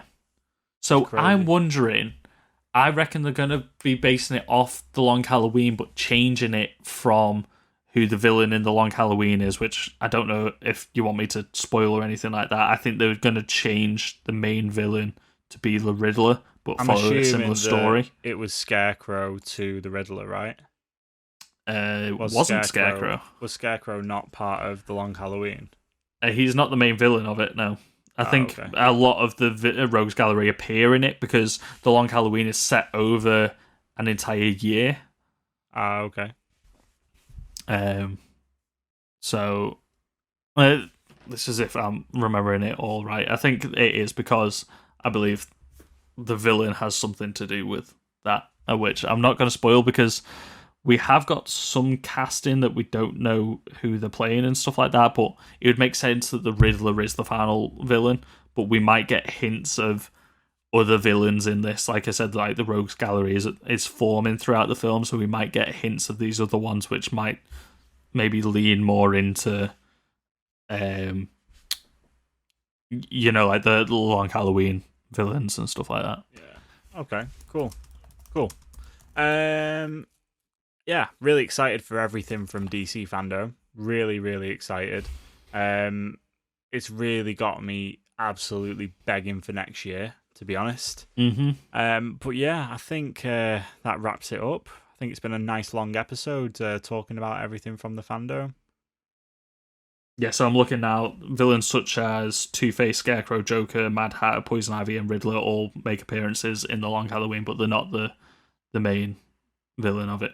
Okay, cool. But Falcone plays like a serious part in that story. And obviously with him being a high up elite in Gotham, but also being a mob boss, that's probably where it's going to get into all the corruptions and things. Wicked. Cool. Right, let's wrap it up for another week. Make sure you check us out, Facebook, Twitter, Instagram, at GetRealPod, and, at GetRealPod, no. At GetRealPod on socials, and then getrealpoduk@gmail.com. Thank you for saving me there. Make sure you check out the podcast, share it with your friends if you think it's something they'd be into as well. You can support us by leaving us a like, favorite review, saving us on Apple Podcasts, Spotify, Stitcher, Google Podcasts, everywhere you get your podcasts. You can leave us a review on something like Podchaser. That would really help. That goes to everywhere, apparently. Don't know how it works, but just leaving us a review, supporting us, sharing your socials, tag us, at us. Just do anything. Let us know you listen to us, engage with us, and all that sort of good stuff. Definitely, let us know all your theories about these upcoming films, what you think the main team or who's going to survive the Suicide Squad. Let us know your thoughts of the Batman reveal. Obviously, this is the biggest thing that everyone is talking about online at the moment. Let us know your thoughts and opinions, and which one of the two games you're more excited for. Are you looking forward to Gotham Knights or the Suicide Squad kills the Justice League? Let us know. Yeah, wicked. Right, we will see you next week where we maybe talk about Tenet. Right, take care, everyone. Speak to you next time. Bye-bye.